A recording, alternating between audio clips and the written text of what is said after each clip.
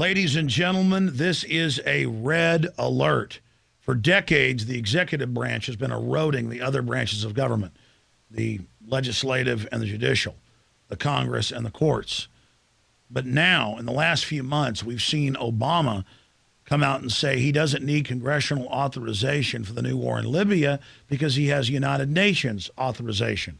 Only Congress can declare or levy war. That's always been part of our country's history for 235 years. Going back thousands of years ago, Caesar crossed the Rubicon and used his troops without the Roman Senate's authorization.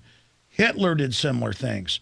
This is unbelievable what is now happening. Now, expanding on that, there's a report in the French news agency, AFP, today, and also in a White House press release, that they may use civil war powers, and they describe it as powers used against the South in Reconstruction to make them pay war debts back to the North, and that even when Congress wouldn't go along with them, the president just did what he wanted. Well, Congress doesn't just control and levy war. Congress also controls the purse strings. Even 7-year-olds in their first government class are taught that. So he's continuing there. I mean, this just gets crazier and crazier, saying, you let me raise the debt ceiling. You let us go further into debt. And why are we in debt to these foreign mega banks that have taken over our government and run his administration? Because they got their people in the positions of power in government, just like in Greece and Ireland, to sign us on to their trillions in derivatives that are their debts, not ours. So we're loaning them the money for their debts because they're too big to fail, and then we owe interest to them on it. But wait, that's not why we're even doing this video. I'm just showing you the pattern. Here's another example before I get to the big one. Obama's tried for over 2 years to pass carbon taxes in the Global Greenhouse Gas Initiative in Congress. He failed. And so earlier this year, 2011, the day he issues new EPA regulations outside of Congress, who makes the laws, he executes, the day before, he gives General Electric waivers for all their coal-powered plants and plants they build and design. And then his energy secretary announces they're going to shut down, quote, massive numbers of their competition. Want another example? 2,000 plus waivers Obama's issued to major Fortune 500 companies like McDonald's. They don't have to get any insurance for their employees, but your Burger King or your hamburger place that's in competition, they do.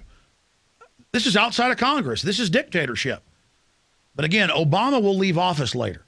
It's the office is being given dictatorial power by the mega banks and corporations that control the bureaucracy and the national security, military-industrial complex state. Now, here's the big one. I started getting emails today, and then I went and actually read what the president has said in the Associated Press, Huffington Post, you name it. But the Huffington Post, now merged with AOL, actually praises this and says Obama to unveil gun control reforms in near future. And what they're saying is it's going to be an executive order. They say we can't get stuff through Congress to restrict the Second Amendment, the right to keep and bear arms, victim disarmament. So what we're going to do is have an executive order to put you on a no-buy list, like a no-fly list. No judge, no jury, no conviction, no reason why you're on it. You just can't buy a gun. Same thing Rahm Emanuel called for 3 years ago. If you are on the no-fly list because you are known as maybe a possible terrorist, you cannot buy a handgun in America. He called for it when he was in Congress. He called for it when he was White House advisor. Obama's talking about a national compulsory service under executive order because he can't get Congress to pass the National Universal Service Act. And the article ends in the Huffington Post with this chilling statement. Still, executive actions offer something that legislation doesn't, guaranteed results. And as one gun control advocate told the Huffington Post, there are always ways to use these administrative changes to obtain similar results. And they go on and say executive orders in the works. I mean, I can't even believe this is happening.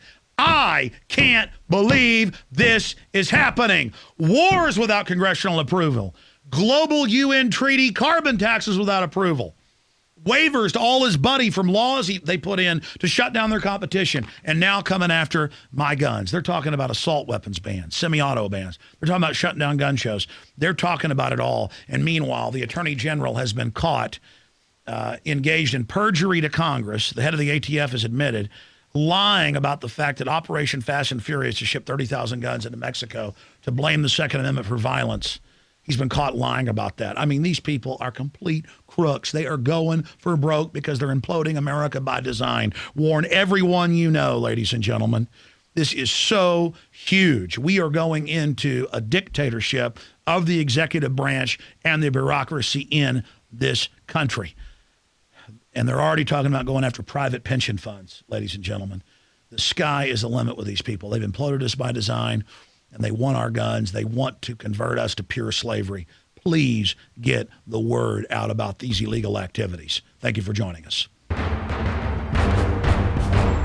Ask yourselves, what are you doing in this time of great challenge? What are you doing to unlock minds?